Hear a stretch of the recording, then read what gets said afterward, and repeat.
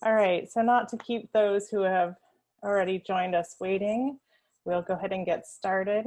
Starting us off this morning is our board chair, Bill Paternote.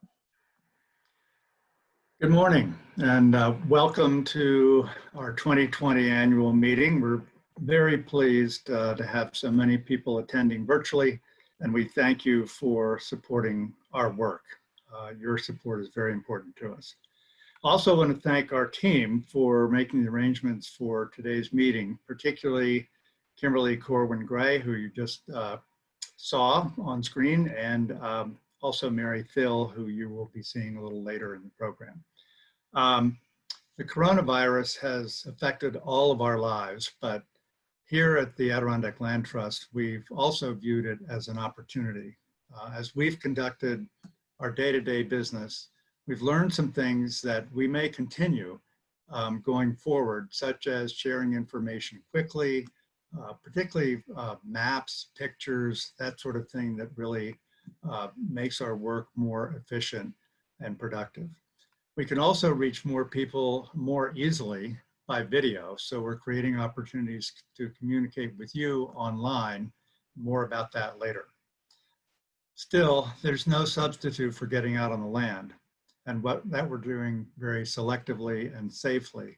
Along these lines, we're very proud that we've been able to keep Coon Mountain Preserve in Westport open to hikers, thanks to people treating the trails and each other with respect. Our stewardship team doubled the capacity of the parking lot there and improved trails so more people can enjoy nature with less impact.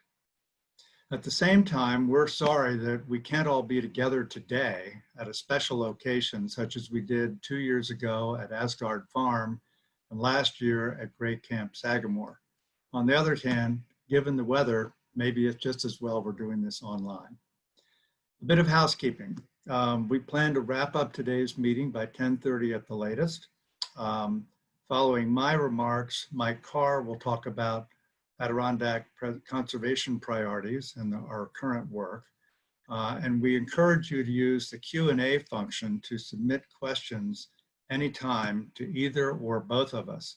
After Mike's remarks, we'll be happy to answer any questions you may have. And if we don't get to your question for some reason, we will get back to you following the meeting. Following the Q&A, we'll introduce our new board members and thank 2 departing board members. So just a few comments. One of the silver linings of the pandemic and the necessity for video is that we're joined today by people who are new to our work. So allow me to take a moment to reintroduce who we are, remind our current supporters of what we're doing, and talk a little bit about what we do as an organization. We're a nationally accredited land trust focused on protecting the Adirondack Park with 4 major areas of impact: land, water, community, which depends very much on land and water, and climate. A lot of our work is focused on protecting lands and waters, but it has an impact on the community and the climate. We just completed our third full fiscal year as an independent organization. And frankly, it was a very good year. We're very pleased that our fundraising was extremely strong. Our annual giving was better than expected. We raised some capital to help endow stewardship activities and establish an internship program, which you'll hear more about later. But still, there are uncertainties ahead. Some of our grants have been frozen or reduced. The fundraising environment is uncertain, particularly among certain kinds of nonprofits. But we're working hard, and recent financial results have been very encouraging. So we're very optimistic about our work over the next year. Most important, we've stayed the course to protect our lands and waters, and you'll hear more about that in a moment from Mike Carr. Mike is, frankly, the face of ALT. Having been our executive director for 20 years, dating back to the times when we had an overlapping staff and board with the Adirondack chapter of the Nature Conservancy. More than that, Mike inspires us with his leadership, his knowledge of the park and its many constituencies, and particularly with his vision. He is known personally to many of the people on this call. So with that, let me turn it over to Mike Carr.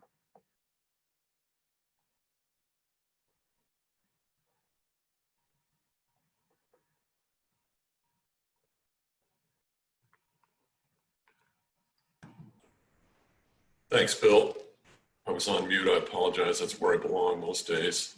I'm not sure about the face of ALT. I have been told that I had a face made for radio once. So I'd like to second Bill's thanks to our supporters who are online, both for making time to be together today and for providing the support that makes all of this work we're going to talk about possible. It's really remarkable what you have accomplished, and we're excited to tell you about it.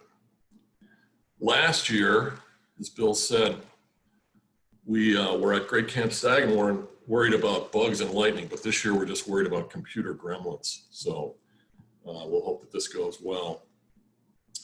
We had 8.5 staff working with us at this time last summer, and our family has since grown. We're now 10.5 staff with 150 years of conservation experience among us. It's just remarkable. I have the great pleasure of introducing our team, and I'll start with Susie Runyon, who is our finance and office manager. She's really an inspiration to work with. She's actually upstairs here in the office today. She rides a really hot motorcycle to work some days and parks it right outside the building in front of the Adirondack Land Trust sign. And then on alternate days, she drives a baby blue convertible. So she really has nice wheels to do her conservation work with.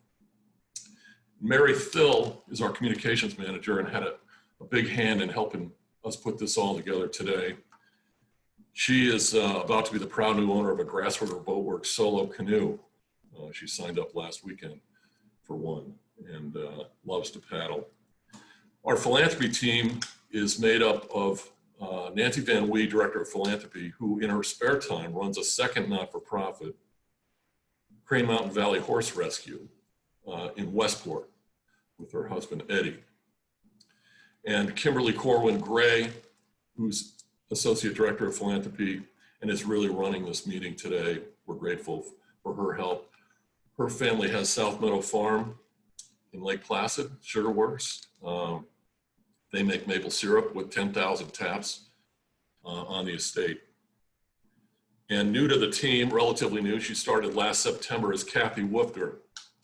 She's a philanthropy assistant and a great innovator, a big hiker, and came to us from Alfred University after 20 years as Vice President for Academic Affairs at Alfred. She's won national awards for her work on diversity, which she's helping us with today. On the conservation team, we have Bill Brown as conservation manager. We've worked together collectively for I think 16 or 17 years. He had a 10-year lapse in judgment as a professor at Potsdam College, but finally came to his senses and came back to the Land Trust. So we're grateful for that.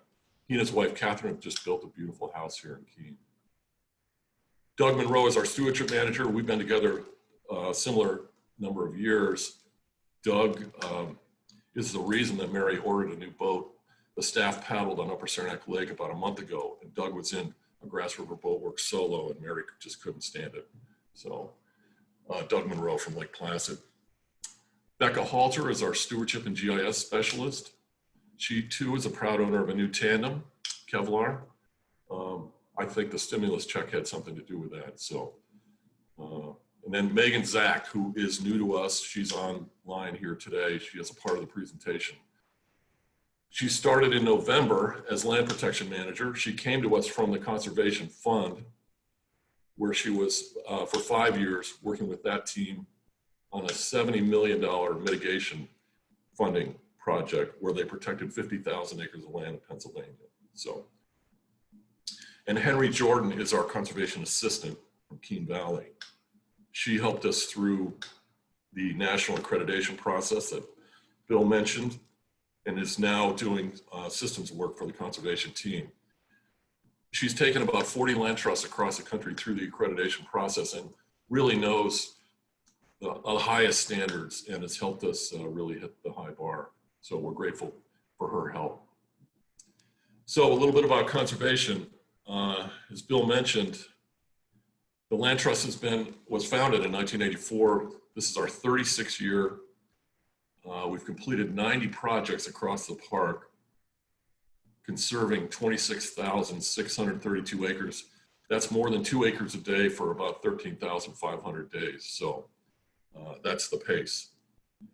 Our goal has been to make conservation work not just for the ecological integrity of the Adirondacks, but also for communities. There are 103 communities in the park, and we really are making connections in places that value open space. And this year in particular, there's a new awareness of how important trails and open lands are to those communities and to all people. We've witnessed trailheads and boat launches just packed with people from every state seeking refuge here in the mountains that we all treasure. So I'll break down that 26,000 plus acres. It includes 51 conservation easements across 16,000 acres. And within that, 20 farms in the Champlain Valley. 4,300 acres of Forever Wild Forest Reserve, so lands that we acquired and then transferred to the state of New York for addition to the Forest Reserve. And 2 preserves totaling 600 acres. At Coon Mountain and Westport in particular, our most popular preserve. Megan is going to talk about 3 new projects, 2 of which I actually visited last weekend, 13th Lake and Upper Saranac Lake. I paddled my favorite hornback canoe in both places last weekend. There's a common thread to all 3 of these projects. Generations of New Yorkers, and those of you online today, have already invested in protected shorelines and intact forests, particularly in keeping the forest reserve whole and wild on a large scale. As I stood on the former Petty family property in a bay on Upper Saranac Lake last weekend, I thought about how the entire bay was protected forest reserve except for this one tract with 550 feet of frontage surrounded by Forever Wild shoreline. Had the Land Trust not stepped in to purchase this tract, there would have undoubtedly been a boathouse built on that shoreline and completely changing the character of the bay. I wandered around and found the ancient yellow blazes and property corners and realized that they'll be irrelevant once we resell this to the state of New York for addition to the surrounding forest reserve. I think Clarence Petty would be proud of what all of us are accomplishing together there. What makes the Adirondacks different from the rest of the Northeast is that our forests are largely intact, and we're fortunate to have access to so many lakes, ponds, and streams. We can all play a role in helping to keep them healthy. So Megan Zach is next. She joined us in, as I said, November 2019 from the Conservation Fund. Her family roots go back 150 years in Minerva. But we haven't had the heart to tell her that even that will never gain her local status. Megan and her dog, Ziggy Zach, have settled in Saranac Lake. Megan? Thanks, Mike. While I might not be a local yet, I think being able to get some deals done during the pandemic might provide some job security. So maybe after 50 years or so, I'll finally earn that coveted status. But as Mike mentioned, the demand for public recreation is higher than ever. Whether it's a paddle out on one of the 3,000 lakes or hiking through forests that filter and protect over 30,000 miles of rivers and streams here, chances are whatever the next adventure you're on, it's part of a larger story. When I joined the team in November, we had nearly 20 active inquiries from landowners or other land trusts looking to partner with us to protect and steward over 13,000 acres across 7 counties and spanning 4 major watersheds. Of course, not all of those projects will reach the finish line, but the conservation team works to evaluate each one and determine the best solution for the landowner. Whether the properties are best suited for additions to the forest preserve, like the 3 projects I will highlight in a minute. Maybe they'll become one of our preserves we manage long-term, or whether they should remain active farms or private forests held under conservation easement. It's great to see landowners looking to the Land Trust for advice.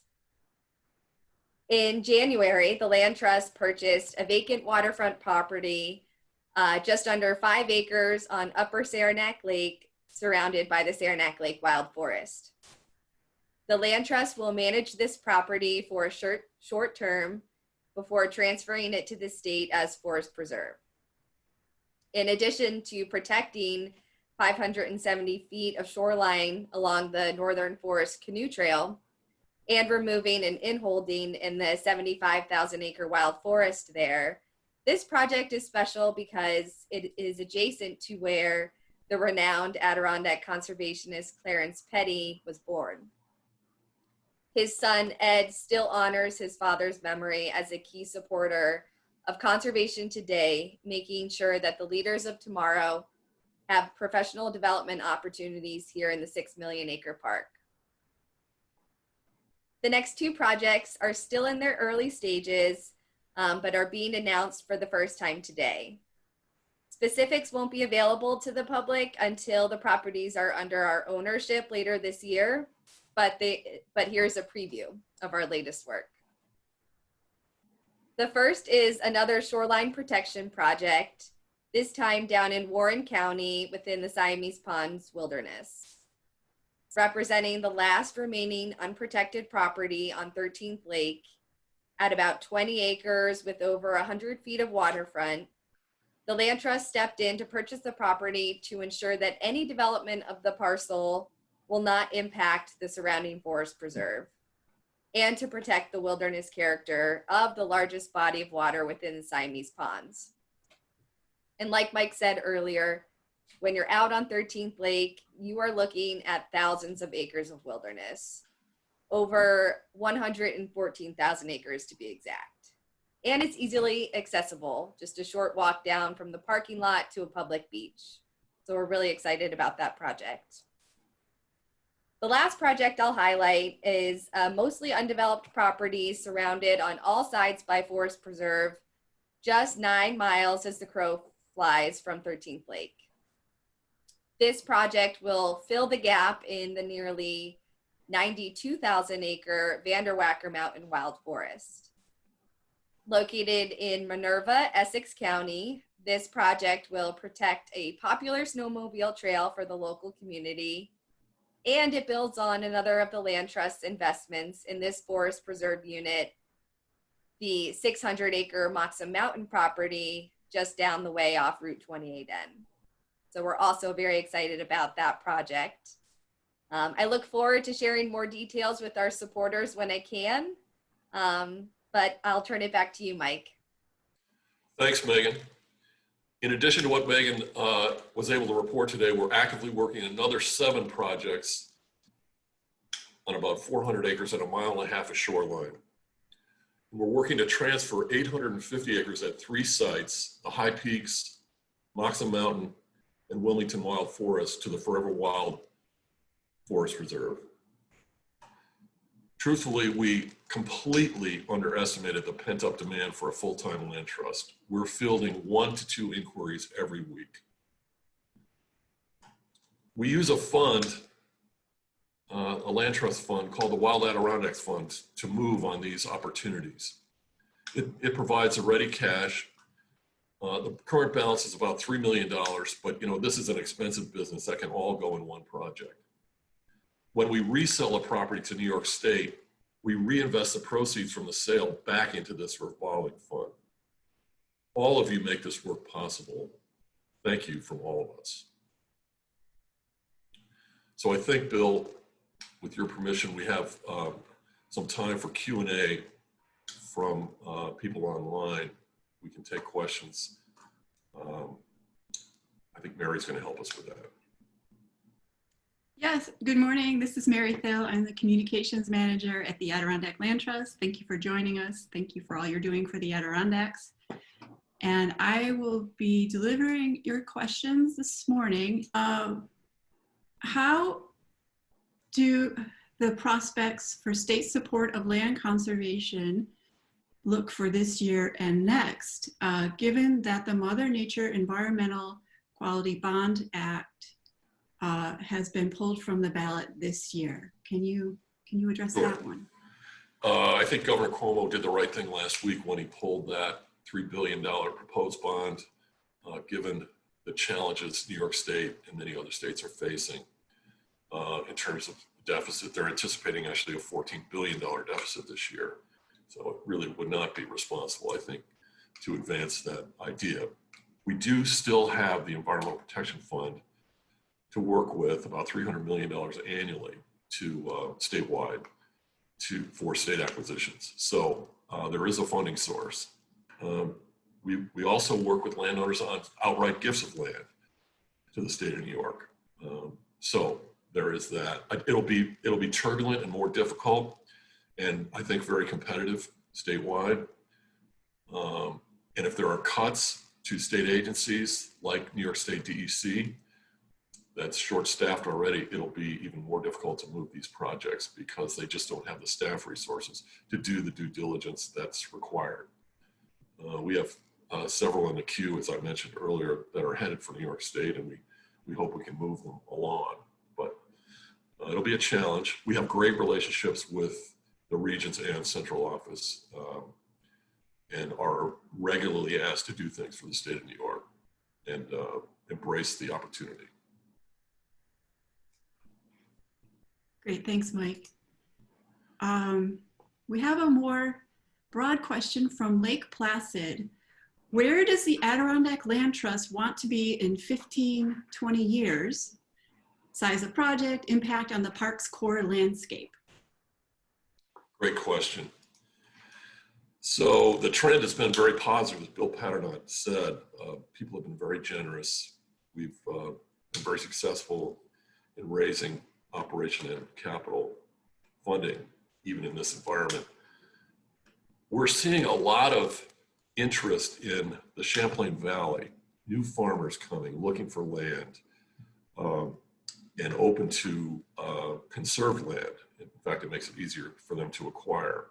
So I'm guessing we'll have a much stronger this is one person's opinion, by the way, a much stronger presence in the Champlain Valley. We currently hold 20 conservation easements over there on active farms, but Megan and the team are fielding a lot of inquiries these days, and I think it's going to require a real presence there. I could also see us having regional offices in far-flung corners of the park, like the southwest corner, to manage our interests there. We hold conservation easements down there, and to have more of a presence in certain sectors of the park that are just different than, say, the high peaks where we're based. We did an analysis with ANCLT several years ago that indicated there are about 500,000 acres in the park that are worthy of some level of protection. Could be privately owned land, conservation easements, additions to the forest reserve, outright ownership by the land trust. And we're excited about getting closer to that number over the next 10 to 15 years, making the park more intact ecologically and making it work better for communities. I'd also love to see, there's a really interesting community solar project underway, the first in the park in Saranac Lake. I'd like to see us encourage more renewable work, replicating that project across the park for communities, making energy more affordable and sustainable. So I see some focus on renewables for the land trust as well. Great, thanks again. And this seems to be, it followed that question in the queue, and it seems to be a perfect follow-up. I would like to hear an update on regional habitat connectivity efforts, if you are working on that. Thanks. Yeah, so fascinating our work. There are River Valley out west, and the Green Mountains in the Adirondacks are connected across the lower Champlain Valley. And we've been collaborating with the Adirondack chapter of the Nature Conservancy for years on working those corridors. In fact, I was on the phone with a landowner yesterday. We hold a conservation easement in the Black River Valley over several properties that he owns. We're working with our land management team, Becca, and the land management team there. I see both aquatic and terrestrial work continuing in collaboration with the Adirondack chapter of the Nature Conservancy in both of those regions of the park. We've witnessed the return of moose to the Adirondacks, which has really been heartening. The person from North Hudson who's joining has very likely seen moose in North Hudson. There are a lot of them down that way. So I think it'll be a collaboration. It'll be largely privately held land, so a lot of conservation easement work. There'll be work with the Department of Transportation because there are travel corridors that divide those habitats. So state agency collaboration and private landowners and other partners like the Adirondack chapter. Great, and I think we have time for one more. Okay. And so I've picked one that's close to my heart. And if your question was not addressed live today, we've saved all of them and we will try to get back to you personally later today. Sorry about the time constraints. But somebody wrote that I hope someone will thank intern Jess Grant for her wonderful posts this summer on social media. She brought a lot of smiles. Could you take a moment to tell us a little bit more about the internship and Jess's project? Yeah, this is such a hopeful story. So Barbara Glazer and Ed Petty, Clarence's son Ed, have funded a paid internship program for, this is the first year of it, and Jessica Grant was our first intern. And her project, run by Mary Thill and Kathy Woofter, was to visit a number of sites that the Land Trust has conserved over decades that are now forest preserve, that few people remember we were ever involved in, but they're really exciting projects. So she had a really wonderful summer in the woods and on the water. I actually loaned her one of my hornbecks for the summer. And I had the pleasure of spending a day on northern Lake George with Jessica. She was shooting video, and I took her to a shoreline project site across from Silver Bay in a boat that I keep down there. And it was so interesting to see. This was a piece that we bought for $3.2 million to start a shoreline protection project that resulted in 3.5 miles of protected shorelines, now forest reserve.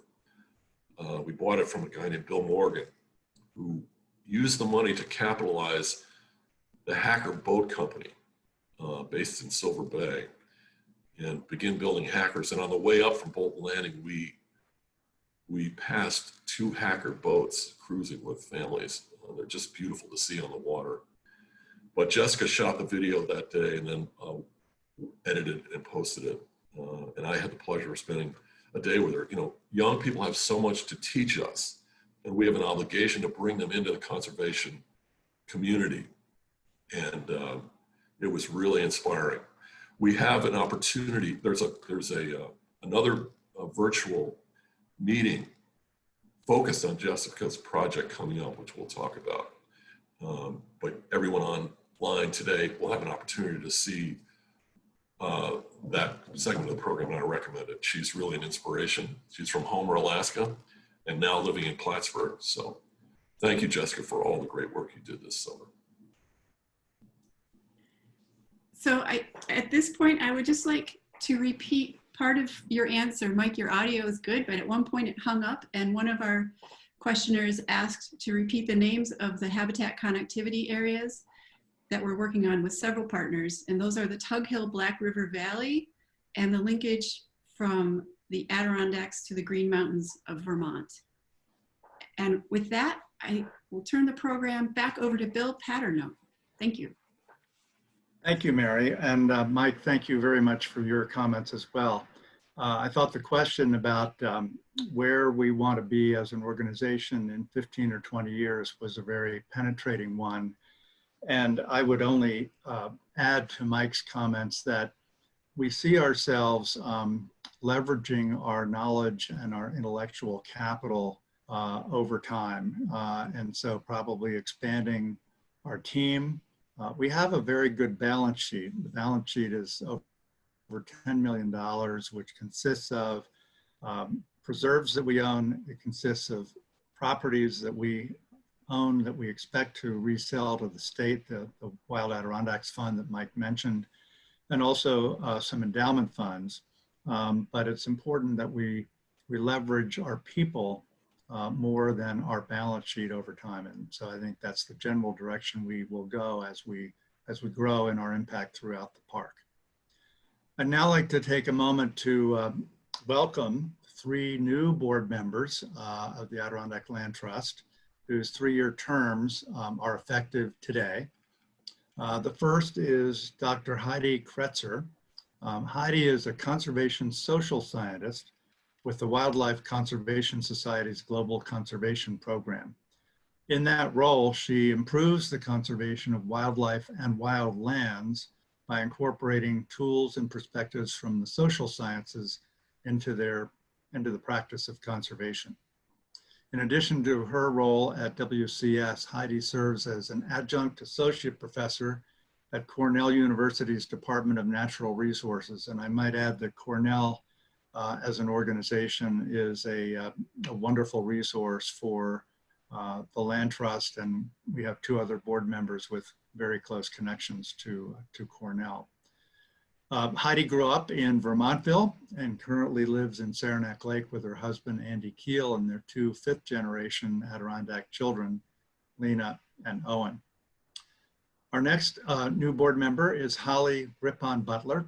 Holly is the Land Access Program Director for the National Young Farmers Coalition, which is a grassroots organization of farmers and ranchers that advocates for policy change, builds farmer networks, and provides business services to help young farmers succeed. This is very consistent with Mike's comments about our increasing work in the Champlain Valley. Holly splits her time between her family's multi-generational dairy and beef farm in Schuylerville and the Champlain Valley, where she established her craft ice cream business, Farmer's Cone Creamery. And I recommend that you stop by. We're thrilled to have Holly's regional and national expertise in food justice, farmland protection, and policy. And our third new board member is Ann Stuzen. Ann is a part-time resident of Keene, New York. She is a civic volunteer with expertise in advertising and communications, following a successful career that took her to New York, Los Angeles, and San Francisco before finally settling in Baltimore, where she and her husband, Ken, have raised their 3 children. All are avid hikers. Ann is a freelance photographer for several nonprofit organizations and just a couple of hikes away from being a 46er. So please join me in welcoming Holly, Heidi, and Ann to our board of directors. I also want to take a moment to thank 2 directors who are leaving our board. The first is Lee Keat. Lee joined our board in 2011 and is rotating off after 3 consecutive 3-year terms, which is a requirement under our bylaws. We have term limits. Lee is in many ways Mr. Adirondack. He represents the 7th generation of his family in Saranac Lake and has a home on Lake Colby.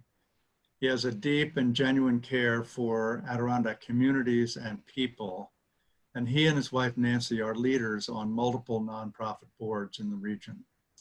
His strategic vision and expertise in finance and investments has been a great resource for our board and for the Land Trust. We're grateful that Lee has agreed to continue to serve on our finance and investment committees and also on our campaign steering committee as a non-board member, the flexibility that we have. The second departing board member is Peter Payne. Peter is also being recognized today for his leadership on the Adirondack Land Trust board since 2011. Likely, Peter is terming out after the maximum three-year consecutive terms. Peter's board service, however, spans more than 2 decades or longer, back to the days when we didn't have any term limits.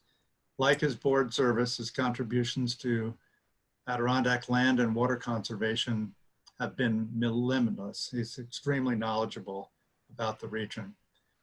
In particular, Peter has led our Land Opportunities Committee that evaluates and prioritizes the many land protection projects that we come across. As Mike mentioned, we see 1 or 2 new opportunities each week. We're not going to let Peter go far because as a former chair of the Adirondack Land Trust Board, he moves seamlessly into Chairman Emeritus status. We're going to greatly miss Lee's and Peter's involvement at the board table, but we know where to reach them and seek their sage advice and wisdom. We're grateful for their many years.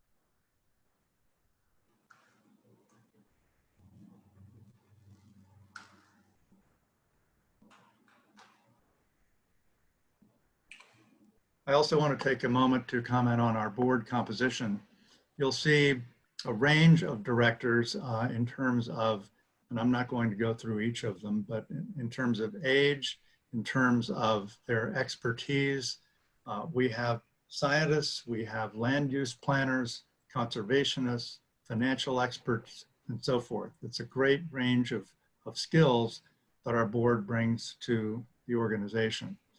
And in addition to the regular board, we have an advisory board, which is people whose knowledge we can draw on in particular situations and challenges that we have. So we have people that have specific areas of expertise that we can draw on. And we also have a group that we call our chairs emeritus, who are former board chairs who are able to lend their wisdom and experience. And we have a great group of people that represents that group. Finally, I'd like to take a moment and make you aware of 2 upcoming events. The first is on Wednesday, August 12th, 7 p.m. to 8:30 p.m. You should join Cary Institute forest ecologist Charlie Canham, Adirondack Watershed Institute Science Director McKaylee Glennon, and Heidi Kretzer of the Wildlife Conservation Society. Heidi will moderate, Charlie will focus on trees, and McKaylee will focus on animals as the 3 scientists discuss their research into current and future Adirondack forests. As Charlie has been a longtime board member of the Land Trust, and Heidi is just joining our board, I think this session will give you a good sense of the quality of our board of directors. And finally, on Tuesday, August 18th, from 7 to 8 p.m., Jess Grant will share her findings from her summer of exploration. As Mike said, Jess has been our first summer intern. She has attacked the job with great energy and enthusiasm. With map, compass, canoe, and kayak, she explored 20 public land trust project sites in recent weeks, focusing on land trust conservation goals and recreational potential. She'll also talk about the ups and downs of field work during COVID-19, which should be an interesting topic. So that concludes today's annual meeting. And again, we'd like to thank you for joining us. We look forward to seeing many of you over the summer, virtually or perhaps in person. And if we did not get to your questions today, we will follow up with you shortly. Thank you again. This concludes our meeting.